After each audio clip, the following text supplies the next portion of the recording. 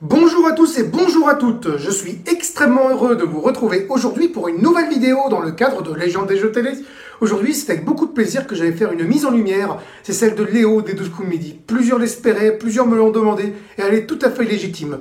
Qui est Léo? Eh bien, c'est notre grande figure du moment. Il est à un total de 25 victoires, 119 731 €. Il est le 35e plus grand maître de midi sur TF1 et rien ne semble l'arrêter. Il pourrait intégrer l'histoire des jeux télévisés, il en est plus si loin que ça. À la 40e victoire, il pourrait intégrer le top 50 des plus longues durées victorieuses de l'histoire des jeux télévisés. Et à 177 000 €, c'est le top 50 des plus gros gains qu'il atteindrait. La question c'est, va-t-il y arriver? Je pense qu'il va tout à fait les armes pour y arriver. Déjà, il a une belle assurance d'entrée de jeu. Dès la première émission, il a pris assez vite ses marques. Il est sûr de lui. Et c'est beau à cet âge-là d'être sûr de soi à ce point-là, de vivre vraiment son émission, son aventure, d'avoir un tel feeling avec Jean-Luc Reichmann, c'est beau, franchement.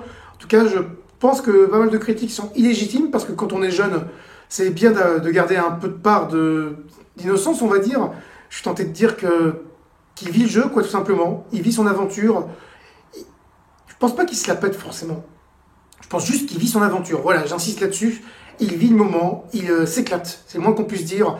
Il a un mental d'acier qui est tout à fait légitime, donc il est en 3e année de Sciences Po, il a eu pratiquement 20 sur 20 au bac, donc il a toutes les bonnes raisons de réussir, d'atteindre l'histoire des jeux télévisés, et pourquoi pas de monter encore plus haut. Déjà, commençons par l'histoire des jeux télé. Pour plus haut, je pose un joker pour l'instant, parce que il n'est pas à exclure qu'une fois qu'il ait atteint certains seuils, qu'il finisse par fatiguer. Parce que mine de rien, il y a l'amplitude horaire des tournages. Ils ont enchaîné beaucoup de tournages il n'y a pas très longtemps. Est-ce qu'il est encore en course? Je n'en sais rien.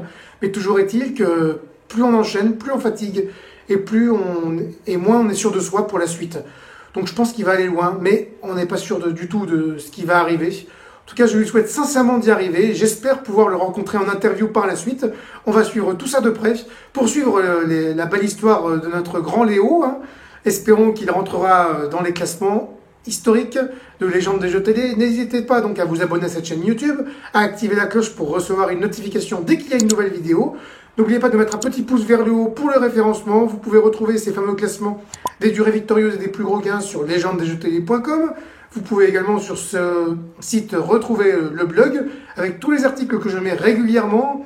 Sur Instagram et Facebook, vous pouvez donc retrouver Légende des jeux télé. Et je vous retrouve très bientôt pour de nouveaux contenus.